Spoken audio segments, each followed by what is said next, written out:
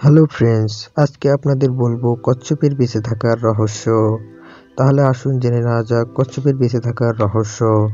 শান্ত স্বভাবের প্রাণী কচ্ছপের ব্যাপারে একটি কথা শোনা যায়, তারা অনেক বছর বেঁচে থাকে। তবে তারা কেন এত বছর বেঁচে থাকে সে ব্যাপারে কি আমরা জানি? আসুন জেনে নেওয়া যাক কচ্ছপের বেঁচে থাকার রহস্য। কচ্ছপকে সাধারণত ধীর গতি সম্পন্ন প্রাণী বলা হয় থাকে।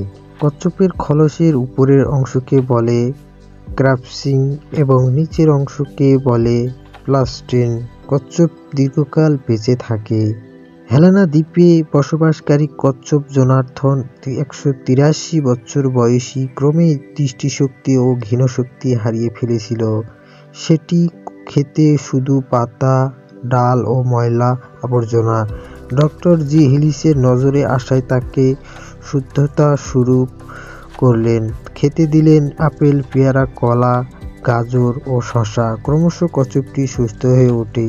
এটি পৃথিবীর বৃহত্তম শ্রেষ্ঠ কচ্ছপ বলে মান্য করেন। একটি কচ্ছপের আকার কয়েক সেন্টিমিটার থেকে 2 মিটার পর্যন্ত হয়। পৃথিবীতে প্রায় 300 প্রজাতিরও বেশি কচ্ছপ আছে। কচ্ছপের দীর্ঘায়ু হওয়ার পিছনে একাধিক কারণ আছে।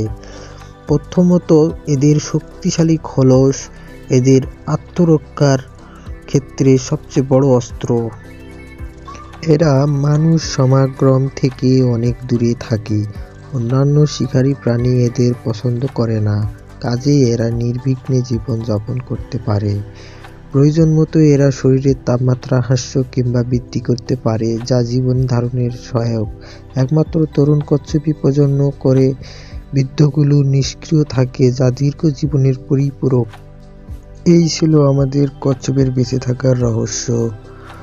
ভিডিওটি কেমন লেগেছে? ভালো লাগলে প্লিজ লাইক, শেয়ার, কমেন্ট করতে ভুলবেন না। নতুন নতুন ভিডিওর জন্য আমাদের চ্যানেলটি সাবস্ক্রাইব করে রাখবেন। ধন্যবাদ।